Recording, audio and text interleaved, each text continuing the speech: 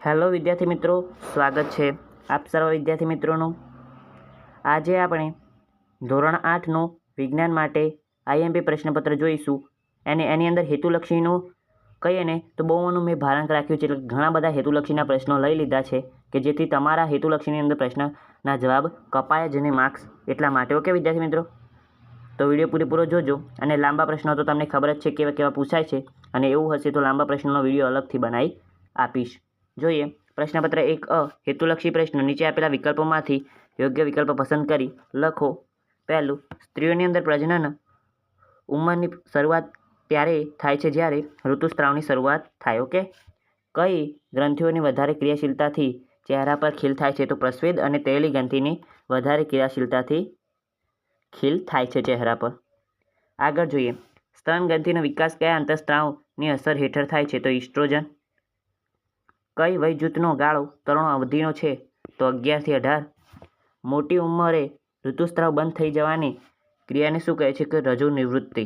Okay, આગળ, અને રજો દર્શન કોને કહેવાય? એ પણ મોસ્ટ આઈએમપી પ્રશ્ન છે, તો ખબર પડવી જોઈએ। ઓકે, મનુષ્યના દૈહિક કોષોની અંદર રંગસૂત્રોની કેટલી જોડ હોય છે? તો વિદ્યાર્થી મિત્રો, દૈહિકની અંદર જોઈએ ને તો 23 આવશે, કારણ કે દૈહિક કોષ લખ્યું છે। બાકી દૈહિક એકલું લખ્યું હોય તો 22 આવશે। દૈહિક એકલું લખ્યું એ દૈહિક રંગસૂત્રોની જોડ કેટલી? તો 22। અને દૈહિક કોષની અંદર રંગસૂત્રોની કોષ એટલે આખું શરીર એટલે 23, અને દૈહિક કોષ એટલે જે આખું દેહનું નિર્માણ કરે એના માટે 22। ઓકે, જાતીય અંતઃસ્ત્રાવો કઈ ગ્રંથિની અંદર અંતઃસ્ત્રાવ નિયંત્રણની અંદર હોય છે? તો પિટ્યુટરી। વિદ્યાર્થી મિત્રો, છઠ્ઠો જે પ્રશ્ન છે એની અંદર ખાસ ધ્યાન આપજો, કારણ કે મારે પણ આની અંદર 10મા ધોરણની અંદર આ જ પ્રશ્ન આવ્યો હતો, અને એટલે કે આ થોડુંક એવું ક્વેશ્ચનની અંદર થોડું ફેરફાર હોઈ શકે છે, પણ આ જ પ્રશ્ન હતો અને દૈહિક કોષ લખ્યું હતું એની અંદર, અને મેં લખ્યું, મને લાગ્યું કે દૈહિક આખું જે છે એના માટે તો મેં 22 ટીક કર્યો, અને 1 માર્ક્સ મારો એને કારણે જ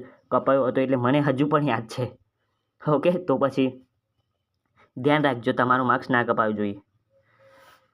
પેલું કહેવાનું છે કે sigma not make one mistake any time. Okay, અફલિત અંડકોષની અંદર હંમેશા કયું લિંગી રંગસૂત્ર હોય છે? તો એક્સ। કયા અંતઃસ્ત્રાવની ઉણપથી ડાયાબિટીસ થાય છે? તો ઇન્સ્યુલિન। ઓકે, એ શર્કરાની અંદર પ્રમાણની અંદર રાખે છે। કઈ ગ્રંથિના અંતઃસ્ત્રાવને મુક્ત કરવા પર પિટ્યુટરી ગ્રંથિનો નિયમન નથી? તો સ્વાદુપિંડ। આગળ, દેડકાની અંદર કાયાંતરણ થયા કયા અંતઃસ્ત્રાવની અસર હેઠળ થાય છે? તો થાઇરોક્સિન। આગળ, નર જાતીય અંતઃસ્ત્રાવ કયો છે? તો ટેસ્ટોસ્ટેરોન। HIV વાયરસ દ્વારા કયો રોગ થાય છે? તો એઇડ્સ। આગળ પૂછાઈ શકે છે આનું નામ HIV અને એઇડ્સનું। જાતિની થાળી પર ચીપિયો અફાળવાથી અવાજ શેમાં ઉત્પન્ન થાય છે? તો થાળીની અંદર। ચોમાસામાં રાત્રિના સમયે સાંભળવા મળતા તમરાનો અવાજ શાના દ્વારા ઉત્પન્ન થાય છે? તો પાંખોના ફળફાટ। વિદ્યાર્થી મિત્રો, આગળ હું તમને વાત કરીશ હમિંગ બર્ડની વાત કરીશ, એ સરસ મજાની વાત છે, તો પૂરેપૂરી વાત સાંભળજો, સરસ મજાની, તમને જાણવા કંઈક નવું મળશે। આગળ જોઈએ, એવો ને એવો પ્રશ્ન છે કે હેતુલક્ષી પ્રશ્નો છે, વિકલ્પના અંદરથી જવાબ આપવાના છે કે સ્ત્રીઓના પ્રજનન ઉંમરની શરૂઆત ક્યારે છે? તો રજો સ્ત્રીઓ કે આ જ હતું ને। આગળ, ઇસ્ટ્રોજન 11 થી આ જ હતું। ઓકે, એના જ ટાઈપ થઈ ગયેલું છે। આગળ જોઈએ, છઠ્ઠો પ્રશ્ન 16મો છે કે નીચેની પૈકી કયો ધ્વનિ હવાના કંપનથી ઉત્પન્ન થાય છે? તો વ્યક્તિના નસકોરા। આગળ જોઈ લઈએ આપણે માગ્યા મુજબ પ્રશ્ન જવાબ લખવાના છે। સંગીત અને ઘોંઘાટ વચ્ચેનો તફાવત, તે અસુખદ ધ્વનિ છે ઘોંઘાટ, અને સંગીત તો કર્ણપ્રિય ધ્વનિ છે। તેનાથી ધ્વનિ પ્રદૂષણ થાય છે, તેનાથી ધ્વનિ પ્રદૂષણ થતું નથી। તેનાથી સ્વાસ્થ્ય સંબંધિત સમસ્યાઓ ઉદ્ભવે છે, તેના સ્વાસ્થ્ય માટે સારું છે સંગીત। કોઈ ચોક્કસ વાદ્ય વડે ઘોંઘાટ ઉદ્ભવતો નથી, સંગીત ઉત્પન્ન કરવા ચોક્કસ વાદ્યની જરૂર પડે છે। સંપર્ક બળ અને બિનસંપર્ક બળ, તો જ્યારે પદાર્થો એકબીજા સાથે ભૌતિક સંપર્કની અંદર આવે ત્યારે તેમની વચ્ચે પ્રવર્તતા બળોને સંપર્ક બળ કહે છે। બે પદાર્થો વચ્ચે કોઈ ભૌતિક સંપર્ક ન હોય ત્યારે તેની વચ્ચે પ્રવર્તતા બળો અસંપર્ક બળ કહેવાય છે। સ્નાયુ બળ અને ઘર્ષણ બળ એ સંપર્ક બળના ઉદાહરણ છે। સ્થિત વિદ્યુત બળ અને ચુંબકીય બળ એ બિનસંપર્ક બળના ઉદાહરણ છે। ભેદ સ્પષ્ટ કરો, શ્રાવ્ય ધ્વનિ અને અશ્રાવ્ય ધ્વનિ, તો જે ધ્વનિની આવૃત્તિ 20 હર્ટ્ઝથી 20,000 હર્ટ્ઝની વચ્ચે હોય તેને શ્રાવ્ય ધ્વનિ કહે છે। જે ધ્વનિની આવૃત્તિ 20 હર્ટ્ઝથી ઓછી અને 20,000 હર્ટ્ઝથી વધારે હોય તેવા મનુષ્યના કાન સાંભળી શકતા નથી, આવી ધ્વનિ અશ્રાવ્ય ધ્વનિ કહેવામાં આવે છે। વિદ્યુતના સુવાહક અને મંદવાહકનો ભેદ સ્પષ્ટ કરતા મુદ્દા, તો સુવાહક તો તે જે પદાર્થ વિદ્યુત પ્રવાહનું વહન સરળતાથી કરે છે તેને સુવાહક કહે છે. જે પદાર્થની અંદર વિદ્યુત પ્રવાહનું વહન થઈ શકતું નથી તેને મંદવાહક કહે છે.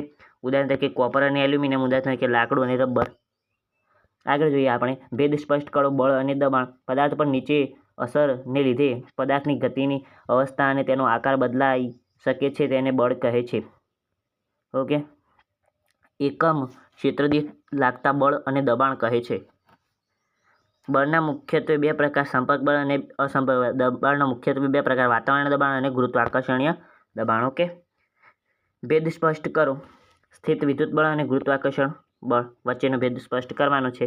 તો એક વિદ્યુત ભારિત પદાર્થ વડે બીજા વિદ્યુત ભારિત કે વિદ્યુત ભાર રહિત પદાર્થ પર લાગતા બળને સ્થિત વિદ્યુત બળ કહે છે. પદાર્થ કે વસ્તુઓ પૃથ્વી પર તરફ એટલે કે પડે છે કારણ કે પૃથ્વી તેમને પોતાની તરફ ખેંચે છે. આ બળને ગુરુત્વાકર્ષણી બળ તથા માત્ર ગુરુત્વ કહે છે. ઓકે, બે પદાર્થો સંપર્કની અંદર ન હોય ત્યારે આવા બળ લાગે છે. ગુરુત્વાકર્ષણ બળ બધા જ પદાર્થો પર લાગે છે. ઓકે, ભેદ સ્પષ્ટ કરો. કંપ વિસ્તાર અને આવૃત્તિ. તો કંપ વિસ્તાર એ તરંગના મધ્યબિંદુ અને શિખર અથવા તો તળિયા વચ્ચેનું લંબ અંતર છે. આવૃત્તિ એ એકમ સમયની અંદર તરંગના કંપનોની સંખ્યા છે. તે તરંગની તીવ્રતા નક્કી કરે છે. તે તરંગની ઝડપ નક્કી કરે છે. કંપ વિસ્તાર જેટલો વધારે તરંગ એટલો જ મજબૂત. આવૃત્તિ જેટલી વધારે તરંગ એટલી જ ઝડપી. આગળ, તળાવના કિનારે બેઠા હોઈએ ત્યારે પાણીનો અવાજ આવતો નથી. જ્યારે દરિયાના કિનારે બેઠા હોય ત્યારે પાણીનો અવાજ આવે છે. આવું કેમ થાય છે? ટૂંકની અંદર સમજાવો. તો કારણ કે દરિયા કિનારે પવન સાથે પાણીના મોજા ભરતી ઓટ આવતી હોય છે માટે પાણીનો અવાજ આવે છે. પવન સાથે સાથે ભરતી ઓટ એ બધું આવતું હોય છે. જ્યારે તળાવની અંદર આવા મોજા આવતા નથી એટલા માટે. આગળ, આપણે ધ્વનિ કેવી રીતે સાંભળી શકીએ છીએ? તો જ્યારે કોઈ વ્યક્તિ, પ્રાણી અને પક્ષી બોલે છે ત્યારે તેને ધ્વનિ હવાની અંદર પ્રસરે છે અને એ ધ્વનિ આપણા કાન સુધી પહોંચતા આપણે સાંભળી શકીએ છીએ. જો કાનનો પડદો ફાટી જાય તો આપણે અવાજ સાંભળી શકીએ કેમ? તો જો કાનનો પડદો ફાટી જાય તો આપણે અવાજ સાંભળી શકીએ નહીં, કારણ કે પડદાની ધ્રુજારીથી જ આપણા કાનની અંદર રહેલા હાડકાની ધ્રુજારીથી આપણે અવાજ સાંભળી શકીએ છીએ. દરેક પશુ પક્ષીના અવાજ આપણે શા માટે સાંભળી શકતા નથી? કારણ કે કંપિત ધ્વનિ વસ્તુ કે પશુ પંખી દ્વારા ઉત્પન્ન થયેલી ધ્વનિની આવૃત શ્રાવ્ય વિસ્તારની અંદર પડતી હોય તો જ ધ્વનિ આપણે સાંભળી શકીએ છીએ, નહીંતર દૂર પશુ પક્ષી કે અવાજ કરે તો પણ આપણે સાંભળી શકતા નથી.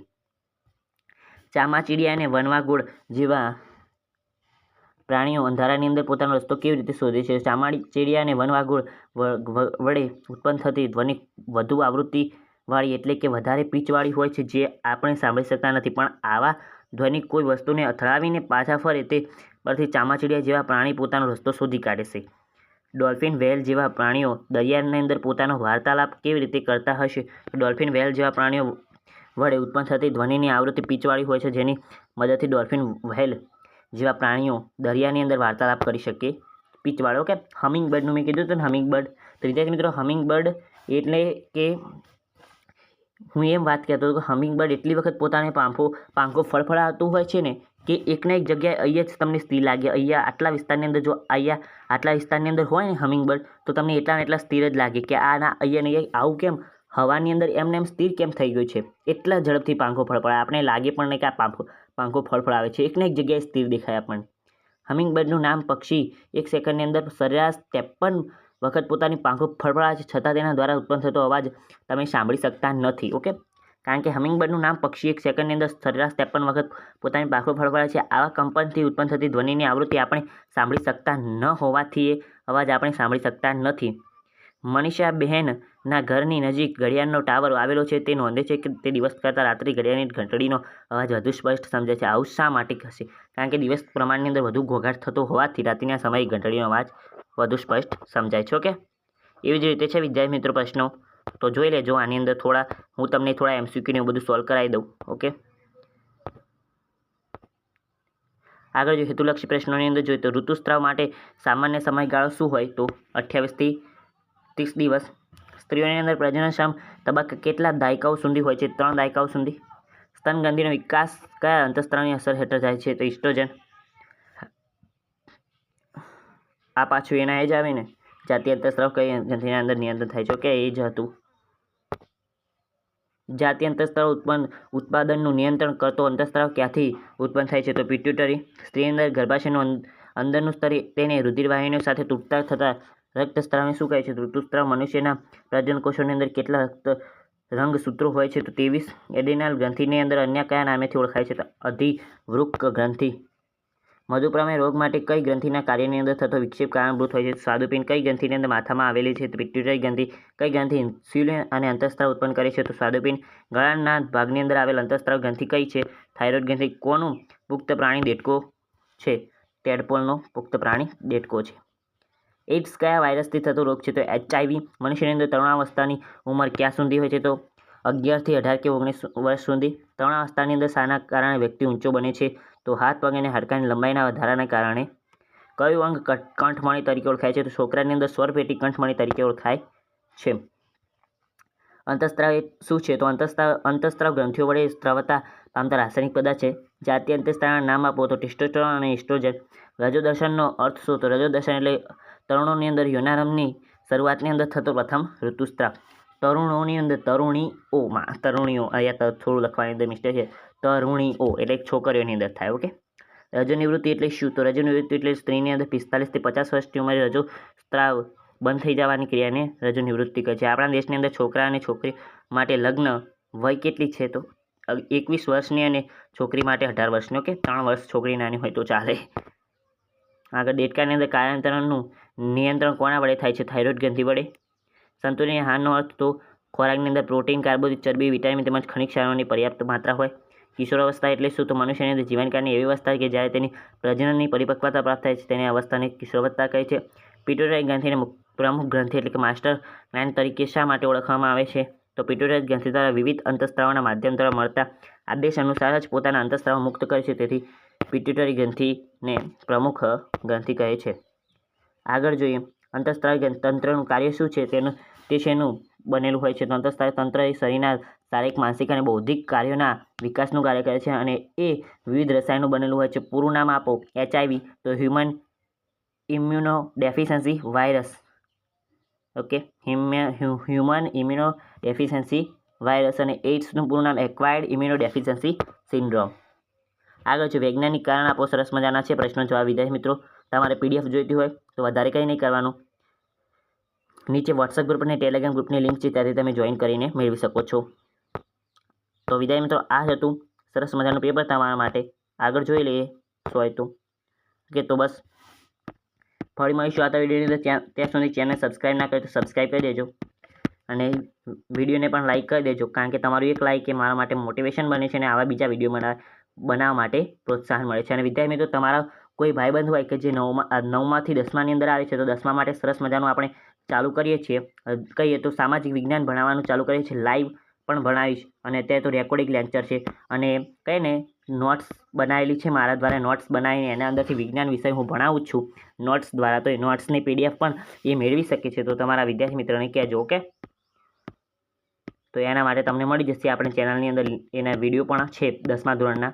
તો ત્યાંથી તમારા વિદ્યાર્થી મિત્રોને સજેસ્ટ કરી દેજો કે અહીંયાથી તમને મળી જશે આવી રીતે. ઓકે. કારણ કે એને મદદ થાય, કારણ કે મેં કહીને તો એવી રીતે કરેલું છે એટલે મને ખબર છે. ઓકે. આવજો. દાદા ગોળભાઈ. Take care. Love you all.